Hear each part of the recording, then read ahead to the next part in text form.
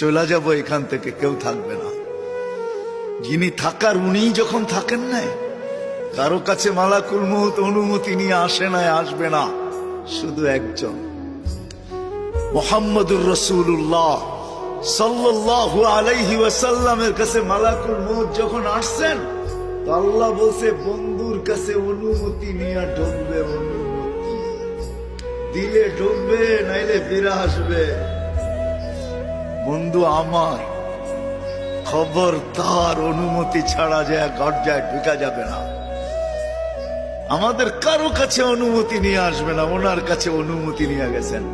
তারপরও বলছে শোনো, ঢুকার অনুমতি দিলেই কিন্তু হাত রাইখা দিবা না, আবার অনুমতি নিবা, রাখবা কি রাখবা না। বন্ধু যদি হ্যাঁ বলে তো রাইখো, যদি না বলে তো চলে আইসো। না বন্ধু আমার। কার বন্ধু?